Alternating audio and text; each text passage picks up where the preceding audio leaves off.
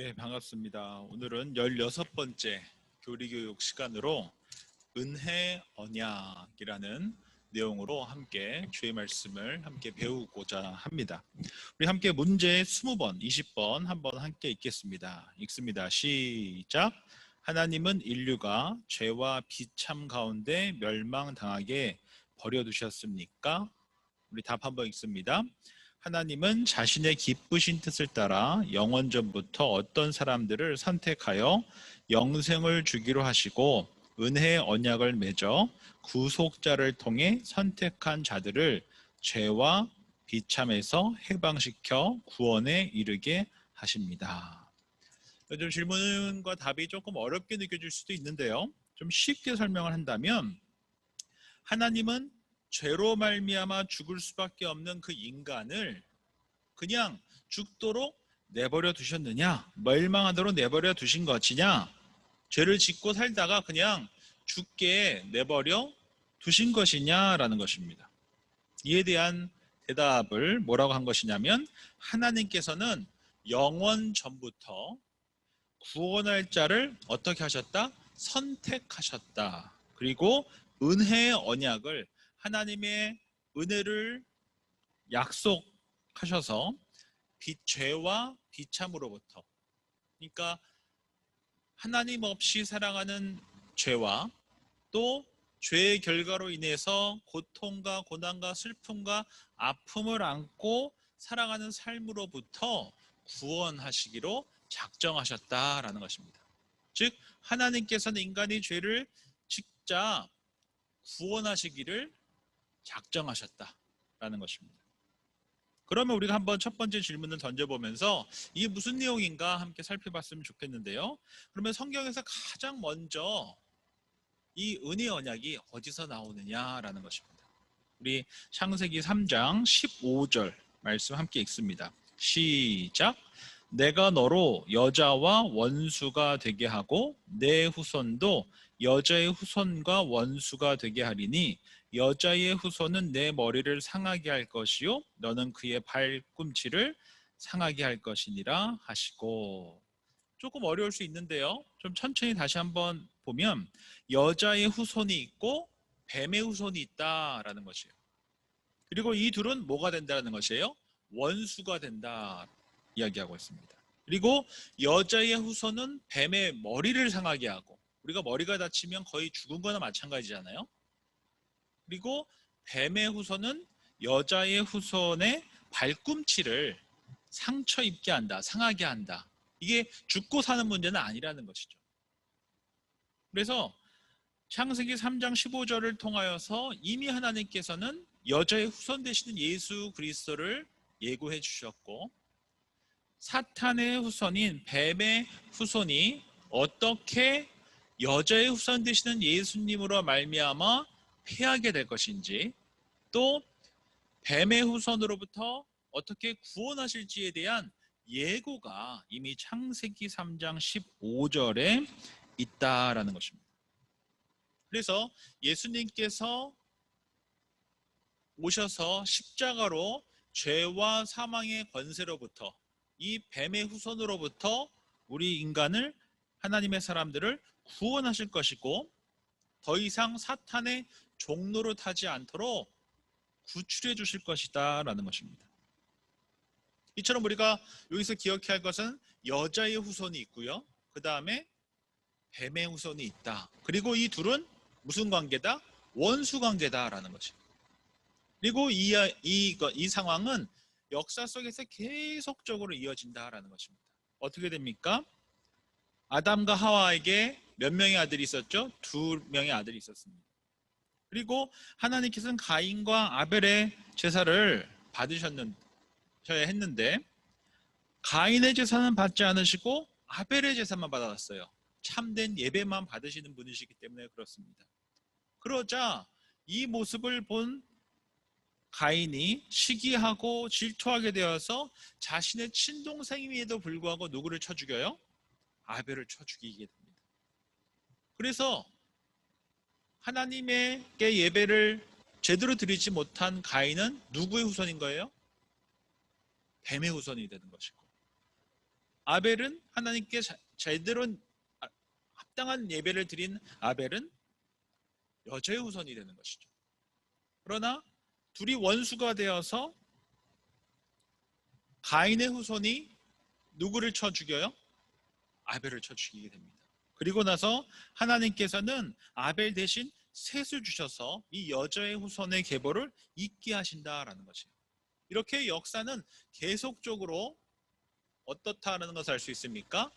뱀의 후손과 여자의 후손이 계속적으로 원수관계 속에 있게 하셨다라는 것이에요. 두 번째 질문으로 지금도 그런가? 그렇다라는 것입니다. 예수님께서 사탄을 정복하시기 위해, 멸하시기 위해 사탄 마귀에게 포로된 자들을 구원하시기에 오셨습니다.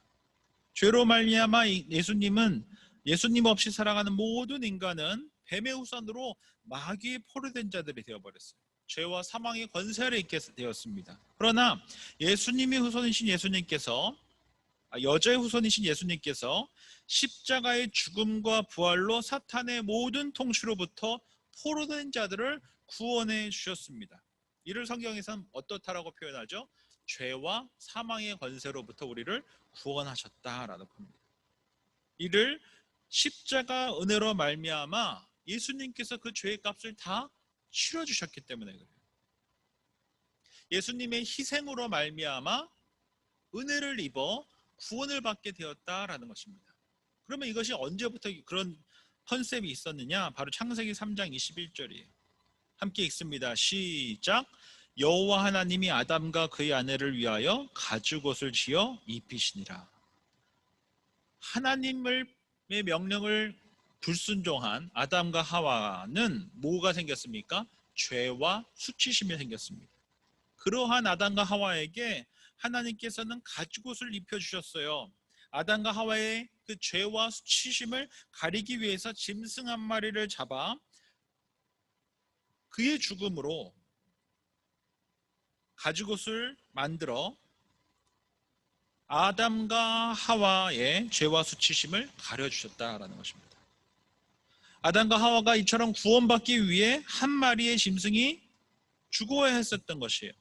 그 짐승의 피로 그 가죽옷으로 아담과 하와의 그 죄책감과 수치심을 덮어주신 것입니다.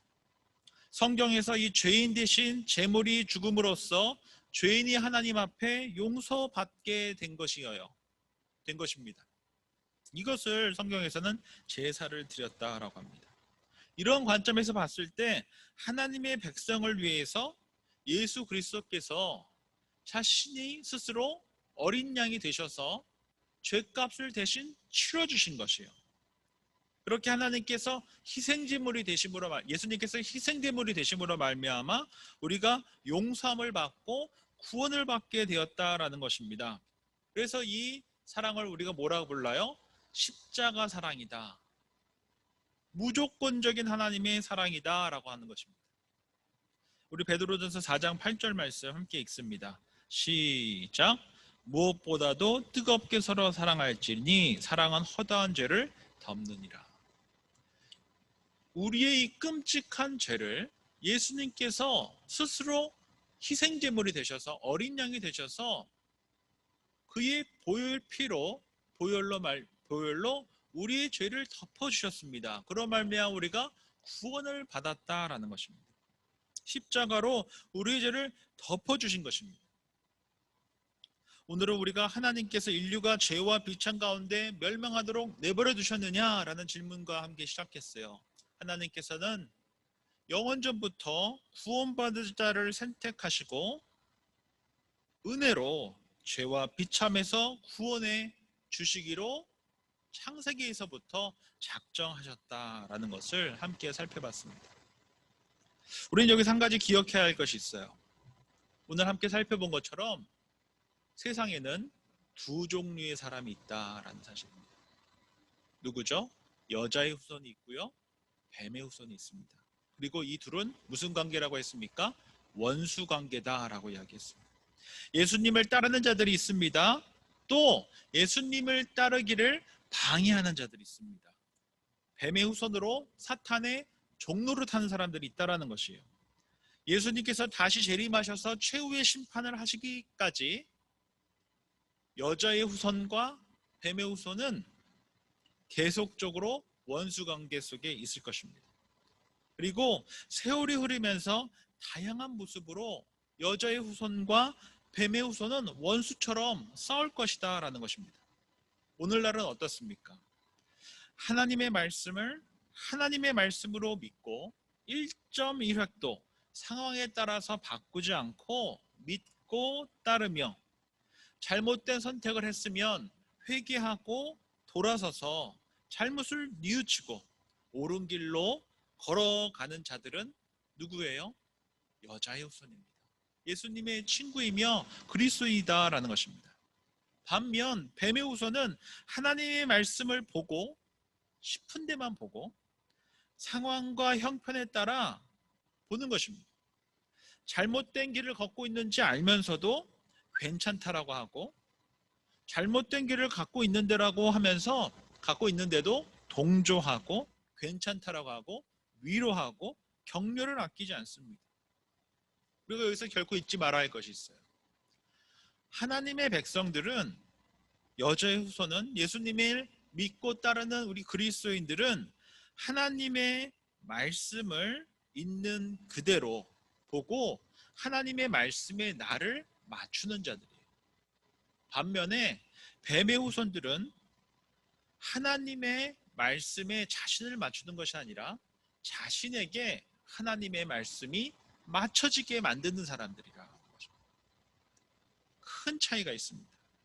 우리가 하나님의 말씀을 거울 삼아서 나 스스로를 비추고 점검하고 또 고쳐야 될 분들은 고치고 돌이켜야 될 분들은 돌이켜야 되며 회개하며 주님을 닮아가는 것이 목적이지, 하나님의 말씀으로 자신의 유익을 만들어내려고 한다고 한다면 자신의 이상을 서포트하게 만들려고 한다는 것은 결코 하나님의 말씀을 하나님의 말씀으로 믿는 자들이다라고 볼 수 없다라는 것입니다.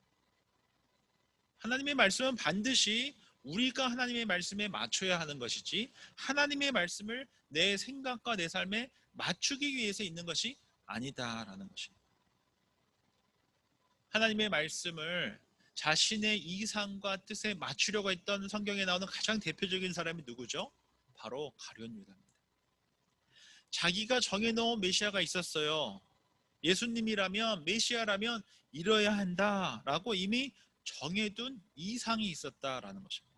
그런데 그가 따르던 예수님이 어떤 분이셨어요? 자신의 이상과 자신이 믿고 있는 바라는 메시아와는 전혀 다른 모습이다. 강자에게 강하고 약자에게 약하시고 무력으로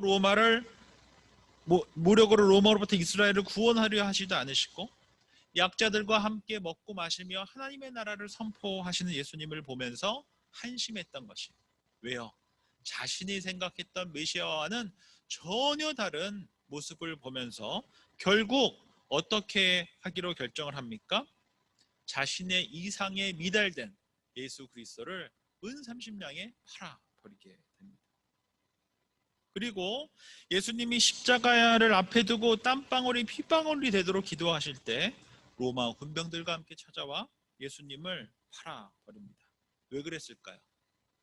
자신의 이상과 같이 부합하지 않는 예수를 얼마든지 팔 수 있다라고 여겼던 것입니다. 그리고 조금 시간이 지나 근 스스로 곤두박질에 배가 터져 창자가 밖으로 다 흘러나와 죽게 되었다라고 사도행전 1장에 보면 나와 있습니다. 죄책감으로 말미암아 자신의 삶을 살아낼 수가 없었던 것이죠. 하나님의 말씀에 자신을 맞추는 것이 믿음이고 신앙생활입니다. 나에게 하나님의 말씀이 맞춰져야 된다고, 나의 이상에 내 생각에 하나님의 말씀이 맞춰져야 한다라는 것은 결코 믿음도 아니고 신앙생활도 아니다라는 것입니다. 이러한 행동은 바로 가룟 유다의 행동입니다. 가룟 유다의 잘못입니다. 자신의 틀에 예수님을 맞추려고 하는 것, 잘못됐다라는 것입니다. 예수님을 따르려고 하지 않고 예수님을 자신의 이상에 맞추려고 했던 것, 하나님의 말씀을 자신의 삶의 생각에 맞추려고 했다는 것, 이런 것은 결코 믿음 생활이 아닙니다. 어쩌면 이는 우상 숭배이고 탐심입니다. 자신의 욕망을 위해 신에게 비는 미신적인 행동일 뿐이다 라는 것입니다. 모쪼록 오늘 주신 말씀 기억하면서 하나님께서는 우리를 구원하시기 위해 영원전부터 우리를 선택하셨다라는 것을 잊지 말고 여자의 후손 되시는 예수 그리스도로 말미암아 우리가 구원함을 받아 믿음의 길을 걷기를 우리 주님께서 바라신다라는 것입니다. 그러기 위해서 가장 중요한 것은 하나님의 말씀을 내 삶의 거울 삼아 나를 비춰보고 나의 잘못된 부분을 고치고 돌아서고 또 하나님의 말씀을 쓰여진 그대로 믿고 따르는 것입니다. 그러할 때 우리는 주님을 닮아갈 수 있고 또 이런 과정 속에서 사탄은 늘 뱀의 후손들을 붙여 원수 관계가 되게 하고 힘들게 하고 좁은 길을 걷게 하고 어려운 상황 속으로 만들어 간다라는 것입니다.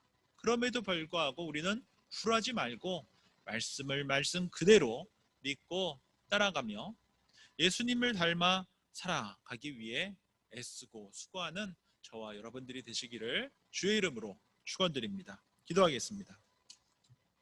좋으신 주님, 감사함을 드립니다. 영세전부터 우리를 구원하시기 위해 준비하시는 주님, 우리에게 구원의 길을 열어주시기 위해 예수 그리스도께서 이 땅 가운데 오시고 십자가로 우리를 살려주셔서 십자가로 우리의 모든 죄값을 치러주시고 우리의 모든 허물을 덮어주신 주님, 늘 사랑하고 따르며 살아갈 수 있는 저희들 되게 해주십시오.